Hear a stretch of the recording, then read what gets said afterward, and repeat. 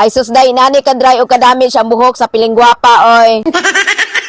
Kay lagi tungod bitaw sa kadamage sa buhok sa piling gwapa ni day no, marana gyud og bunot ang iyang buhok ani no, please lang. Og duha day ka process ang gibuhat nako sa ihang buhok ani. Kay lagi kani man nga buhok day no is back job ni day sa una niyang giparibanan ba. Muna day grabe na gyud noon kaguba og kasunog ang ihang buhok ani. O di ba day wala kadayon ang iyang pagkapiling gwapa sa una niyang giparibanan ay.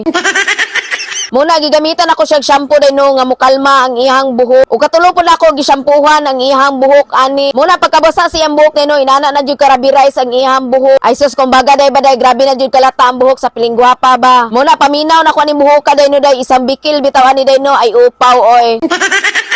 Anyway, day, before day ko nagkiratin off straight siyang buhok day no or KO is hair treatment. Isniagi pa day ni siya day no og hair repair. So gigamitan ako na siya dag hair refresh isya day no day kay kana manggod siya day no islindot kay na day pang repair sa buhok. Kay para mulig-on pa ang strand sa iyahang buhok. Mao na pag inani nagikadamage ang buhok sa akong client day no is iagi pa gyud ako na siya dag hair repair. Kay para matabang-tabang pa bitaw ang buhok. So pag human sa hair refresh sa iyahang buhok day no day is ako ang gibabad og 30 minutes. Usa na din ko nag-apply day sa to ang KO hair treatment or keratin off straight sa iyahang buhok. Kay lagi day ako amang guning gipaningkamutan nga buhok day no day nga naay kabaguhan ba. Og na ako'y full video ani day no kung giunsa na ko ni pagtrabaho nga buhok ba please lang. Og pag human sa tanang process sa buhok sa piling gwapa no, inana na din kabagsak og ka-shiny ang ihang buhok. Og mao sad na iyang feedback day no pag human yag ligo sa ihang buhok ba please lang. So na jud kabaguhan og kalainan sa buhok sa piling gwapa oy.